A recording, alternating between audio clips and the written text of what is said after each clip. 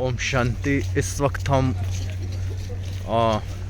शांतिवन परिसर जो ब्रह्मा कुमारी का बहुत ही सुंदर और विशाल परिसर है वहाँ भी उपस्थित है, आप देख सकते हैं तस्वीरों में। और हमारे बीच उपस्थित है बीके बालकृष्ण भाई जी फ्रॉम शिमला। वो अपने विषय में इस ज्ञान का छोटा सा अनुभव शेयर करेंगे। तो भाई जी बताइए। ओम शांति, ओम शांति, ओम शांति। परम सतगुरु शिव बाबा जिसने हमें अपनी गोद में लिया, बाबा ने मुझे 1980 में अपना बच्चा बनाया और मैं लगातार 50-60 बार माउंट आबू आ चुका हूँ। मैं जब बाबा से मिला था तो हिस्ट्री हॉल में बाबा से हमने 1-1 घंटे तक रूहान की थी, तो मुझे बहुत अच्छा लगा। मैं बहुत भक्ति करता था। 35 किलोमीटर में गांव में हिमाचल पहाड़ी में माता के मंदिर में नंगे पैर भक्ति करने जाता था। हनुमान जी के मंदिर में भी मैं नंगे पैर कम से कम 50 किलोमीटर में पहाड़ी पे जाता था। लेकिन एक छोटी सी कन्या आई और हमें वो ब्रह्मा कुमारी ईश्वरी विश्वविद्यालय का परिचय दिया। उसके बाद हमारे लौकिक भाई बीके मदन जी मुझे ज्ञान में ले गए और लेते लेते जब मैं इसमें आया तो 80 में बाबा ने मुझे ज्ञान दिया और मैं 80 से जो है लगातार ओम शांति भवन जो बना ऊपर भी हमने जो है हड्डी सेवा दी। दादी ने हमें सब, जो दादी थी नौर दादी जी थे, प्रकाशमन दादी, अनेक जो सारी दादियाँ थी, विश्वरत्न दादा, क्या कहूँ, जो यज्ञ के सभी स्तंभ थे उनके द्वारा हमने बहुत पालना ली। गुलजार दादी जी तो शिमला में आते थे और हमें गोद में पालते थे और बहुत आनंद लगता था। तो जो उनकी निर्मल वाणी थी हमको बहुत पालना मिला। बहुत पालना मिलने के कारण हम इतने उमंग उत्साह में आ गए कि हमारे लौकिक माता जी भी जुड़ गए, हमारे पिताजी भी जुड़ गए, हमारे जो लौकिक जितने भी मित्र संबंधी थे काफ़ी लोग ज्ञान में जुड़ गए। ये योग शिविर जो 91 से शुरू हुए तो हम शिविर में भी काफ़ी लोग आत्माओं को बाबा के घर में लाए। तो ओम शांति भवन में सेवा हड्डी हुई।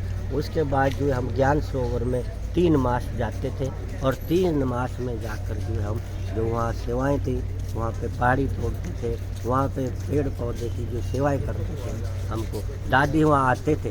तो जब गवर्नर चिन्ना रेड्डी जी साल गांव के लिए उन्होंने प्रोग्राम बनाया तो वहाँ पे रोड खुला, रास्ता खुला।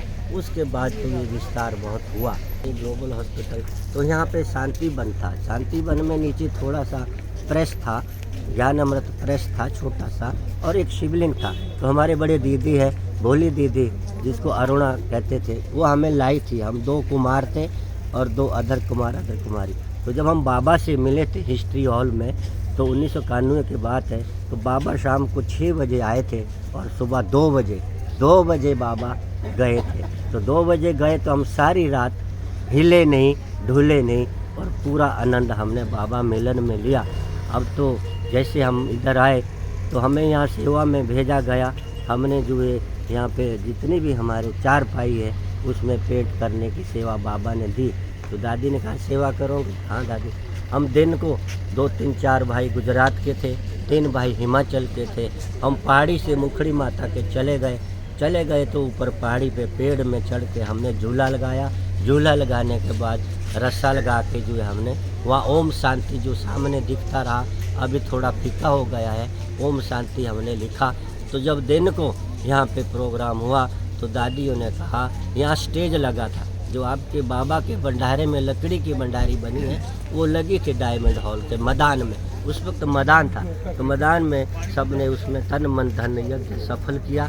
तो जब पूछा गया कि किसने लिखा तो भाइयों ने सभा में कह दिया, कुमारों की भट्टी हुई थी तो उन्होंने कहा कि ये हिमाचल के, गुजरात, महाराष्ट्र के भाई है और वो ओम शांति पत्थर में लिखा है। तो दादी ने हमें बुलाया और स्टेज पर हमारे बड़े प्यार से कहा, तुम महावीर हो, तुम हनुमान हो, तुम विशेष आत्मा हो, जो कार्य कोई नहीं कर सकते। आज मुझे भी शिमला में, हिमाचल में पूरी बहनें दीदियाँ पूरे स्थान में नशा मुक्ति अभियान और ग्राम योगी खेती हम सब जाने का मौका मिला।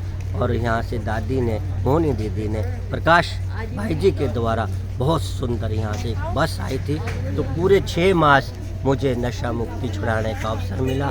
अनेक जेलों में, अपंग आश्रम में वृद्ध आश्रम में बाबा ने मुझे वरदान दिया, अगर 7 दिन कोई आता तो मैं उनसे बाबा जो है बीड़ी, सिगरेट, गुटखा, खैनी, तंबाकू, नशा आदि जो है अनेकों ने छोड़ा, अनेक भाई बहनों ने लाभ उठाया। और उनकी दुआओं से दादी ने हमें कहा कि दोबारा यहाँ आगे पहाड़ी पे नहीं जाना, वहाँ शेर खा सकता है, वहाँ भालू खा सकता है। तो दादी ने हमारी गलती को सुमा के उन्होंने हमें कहा कि यहाँ पर रात को जो है चारों साइड एक सीमेंट के 8-8 फुट के पोल होते थे। पोल होने के बाद जो है कांटे की तारें लगाई गई सारे कम्प्लेक्स के अंदर, और हमें सेवा दी कि आप कहते आप लकड़ी तोड़ोगे, लकड़ू तोड़ोगे? मैं कहा हाँ दादी। तो हम 3 बजे सारे कुमार उठते थे, वहाँ पहाड़ी पे पहले लकड़ घण से और आप छीनी से जो है कुल्हाड़ी से हम तोड़ते थे। यहाँ 2 बॉयलर होते थे और एक गेट नंबर उधर मनमोहनी के साथ पीछे बॉयलर होते थे, तो हम पानी गर्म करके देते थे। तो दादी कहते थे, प्रकाशमन दादी हमारी जो कुमारों की दादी थी, कुमार का दादी कहते थे, दादी जी ने कहा कि पानी की बचत करना, तो हम आधी बाल्टी दीदियों को, दादियों को रूम में देते थे 4 बजे, और आधी बाल्टी से ही हम भी नहाते थे। हमने बहुत कुछ सीखा, क्या कहूँ, हमने बहुत कुछ सीखा।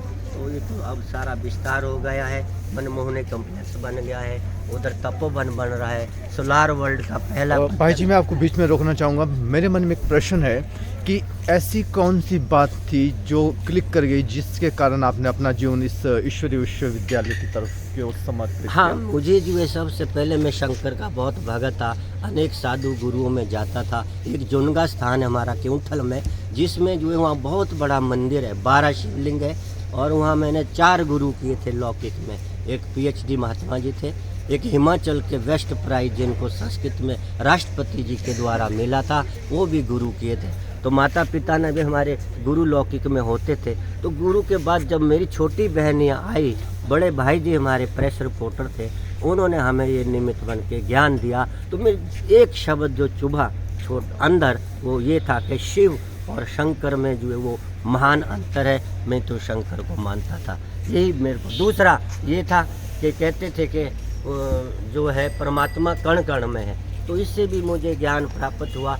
मैं 35 किलोमीटर, हम दोनों भाई, एक बार तो हम दोनों भाई सुबह 3 बजे 35 किलोमीटर ब्रह्मा कुमारी आश्रम शिमला में पहुँचे। तो हम बहनें भी वहाँ पर कह रही थी 3 बजे कहाँ से कैसे आ गए। तो इतनी हमारी उमंग था, इतना हमारा नशा था कि हम बर्फ़ में जाते थे, बारिश में जाते थे, पैदल जाते थे। उस वक्त गांव में गाड़ियाँ नहीं होती थी, बसें नहीं होती थी, रोड नहीं होता था। तो इस प्रकार से हम बाबा के पास आए और हमें बड़ा उमंग। तीसरा प्रश्न ये है कि जब हम कहते थे कि गीता का भगवान के बारे में मुझे बड़ा अच्छा लगा, क्योंकि मेरे ये लगता था कि गीता का भगवान अगर श्री कृष्ण जी होते तो वास्तव में गीता के 18वें अध्याय में लिखा हुआ है कि हे अर्जुन, मैं आता हूँ एक साधारण मनुष्य के तन में, लेकिन मुझे कोटों में कोई ही पहचानता है। दूसरा ये लास्ट में जब श्री कृष्ण अर्जुन पूछते हैं कि भगवान मेरा मन गदगद हो गया था ज्ञान सुन के बाद, तो कृपया वो ज्ञान मुझे दोबारा सुनाओ। तो श्री कृष्ण जी वहाँ पे भूल जाते हैं, वो मना करते हैं कि हे अर्जुन, उस वक्त जो मेरे अंदर आई वो दिव्य शक्ति थी, वो जो ज्योति थी, वो मेरे अंदर नहीं है कि हे अर्जुन मैं वो ज्ञान दोबारा नहीं सुना सकता। तो मुझे ये लगता था कि ज्ञान सुनाने वाला कोई और है। लेकिन ब्रह्मा कुमारी ईश्वरीय विश्वविद्यालय में ये पूरा परिचय मिला कि गीता ज्ञान स्वयं निराकार सच्चिदानंद परमात्मा शिव बाबा ने ज्ञान ब्रह्मा के माध्यम से दिया है और दे रहे हैं, और विश्व के अंदर ज्ञान गंगा। भाई जी, आप अन्य आत्माओं को, उन मनुष्य आत्माओं को जो अभी तक जिनको ये परिचय नहीं है या जिनको थोड़ा बहुत मिलता भी है फिर भी उसको समझते नहीं, उनके लिए कोई मैसेज ड्रॉप करना चाहें? हाँ, बहुत अच्छा आपने प्रश्न पूछा भ्राता जी। मेरे तो अंदर से संकल्प रहता है कि जितने भी जलचर, जितने भी बाबा के बच्चे हैं, जो भगत है, संत है, महात्मा है, विद्वान है, अनेक जीव आत्माएं विश्व में है, परमात्मा आए हैं और अनेक भुजाओं के द्वारा पुकार रहे हैं कि आओ बच्चों, मैं दोबारा आया हूँ। अपना सुख शांति का जो स्वर्ग का वर्षा है, आप आकर अपना वर्षा लो और वह आपस में जो है एक मत हो, श्रीमत चले। यही मेरी शुभ भावना है। सब विश्व की आत्माओं के प्रति शुभ संकल्प है कि विश्व में शांति हो और परमात्मा का ज्ञान सारे विश्व में वो पहुँचे। बहुत बहुत धन्यवाद भाई जी, आपने बहुत सुंदर अपना एक्सपीरियंस शेयर किया और लोगों का आह्वान किया कि वो बहुत जल्दी परमात्मा का सत्य परिचय इस ऑर्गेनाइजेशन के द्वारा प्राप्त करें। पर हाँ। आपका बहुत फिर से धन्यवाद। Thank you very much. आपका बहुत ओम बहुत शांति। धन्यवाद।